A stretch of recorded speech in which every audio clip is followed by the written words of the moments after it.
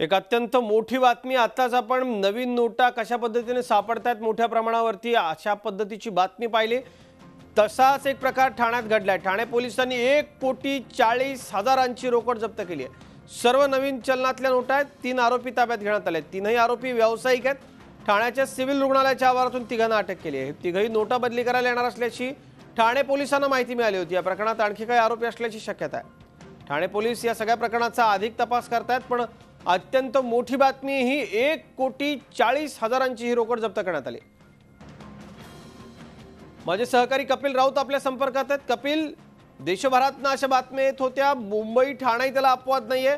आज सकाळपासून जर आपण बघितलं, उल्हासनगर असेल, नवी मुंबईमधल्या कोपरखैरणे असेल, आता ठाण्यात 1,40,00,000ची रक्कम सापडली आहे। काय सांगाल?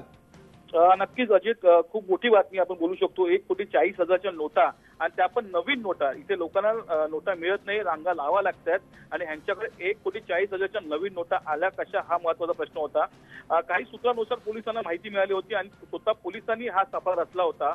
पोलिसांनी ह्या तिघांना फोन करून सांगितलं होतं की आमच्याकडे जुन्या नोटा आहेत, आम्हाला एक्सचेंज करून नवीन नोटा पाहिजे, आणि त्या अनुषंगाने सापळा रचून सिव्हिल हॉस्पिटलमध्ये जवळ त्यांना तिघांना बोलवलं होतं। तिघही व्यापारी आहेत, काही कन्स्ट्रक्शनचे व्यापार करतात, काही गाड्यांचा व्यापार करतात। तिघांची नावं म्हणजे चिंतन, राबिया, गौरव, तिचा, हरीश राऊत अशी तिघांची नावं आहेत, आणि या तिघांना सिव्हिल हॉस्पिटल बोलवण्यात आलं आणि सापळा रचून पोलिसांनी ह्या तिघांना नंगे हात पकडलेले आहे।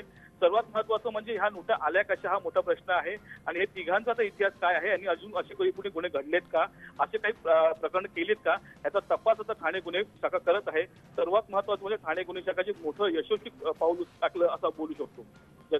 कपिल, खरं एकीकडे लोकांना 2-2 हजार मिळायची मारामार असताना कोटी-कोटीच्या रकमा नवीन नोटांच्या रूपात मिळतात कशा, यात बँकेचे काही अधिकारी सामील आहेत का, या सगळ्याचा तपास झाला पाहिजे। धन्यवाद या माहिती करता।